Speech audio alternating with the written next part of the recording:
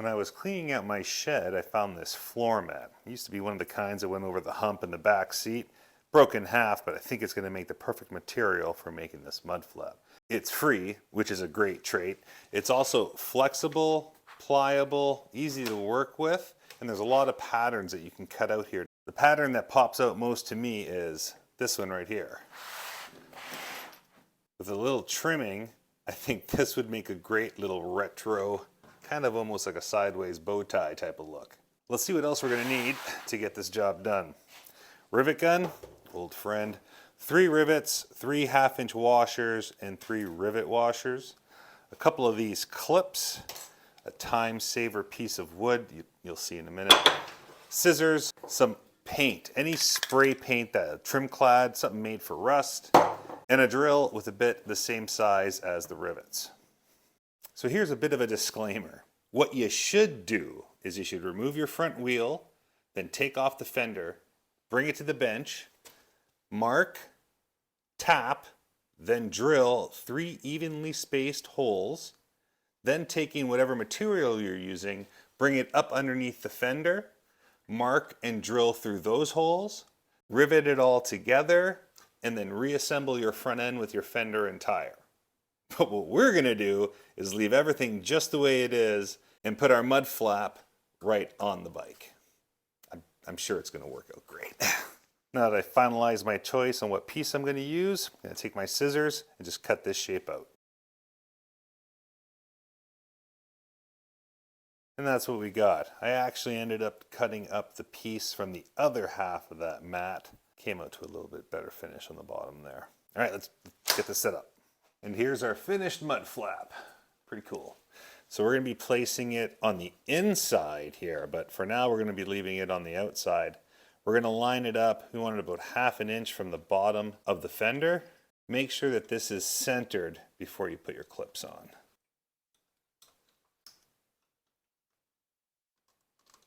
Once you like the look of how it's sitting, check the height. Make sure you're about 1/2 inch to 1 inch away.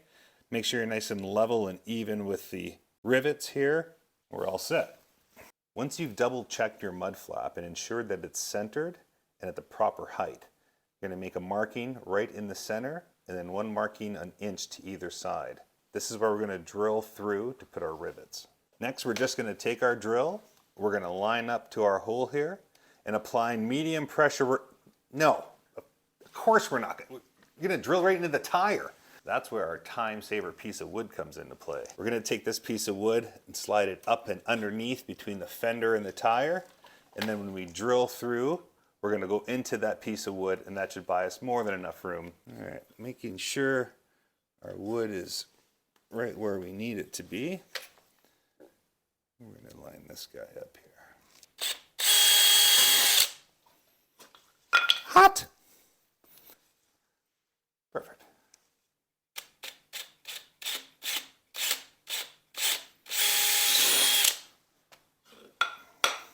Wow, got it right in the same hole.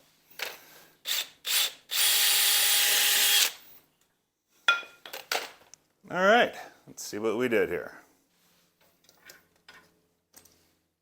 Oh, pretty damn good. Nice. The next step is to put a bit of rust paint on the drilled holes so that the exposed metal doesn't rust. So I'm just going to give it a quick spray of it. No, I'm not going to spray it with the... You're going to take the can, spray it into the lid, and then just take a small paintbrush and just touch up on the inside edges of it. You don't got to get paint everywhere. Keep it nice and neat. Here we go. I cut the brush on an angle to modify it so I don't hit the sides so much. And that's really all you need. All right. Perfect. Next step. Now we're going to get our mud flap into position, place our rivet through the hole here to act as a guide. You gotta be kidding me. We're gonna drill them out again a little bit. Hopefully we won't hit the tire. That's no good. That's better.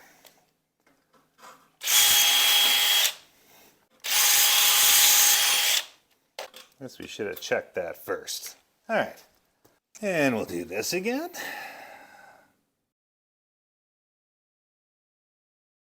All right, we'll let that dry for a minute.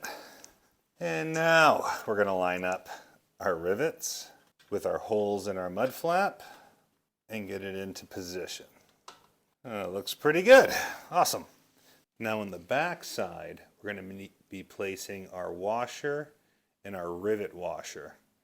All right, now that we've got the washers in position, we can get our gun onto our rivet, holding those washers tight, pinching that rubber, and we're going to start tightening. Oh, that's not great, but let's see here. The rivet snapped off high, but we can easily cut that off. But that's holding really well. Awesome. 2 more to go. And now I'm going to use this Dremel to cut off the excess off these rivets here. And done. Beauty. Nice. Came out real good. And here's the finished product. Came out really neat and clean. Lots of clearance for those rivets there. And I love the overall look.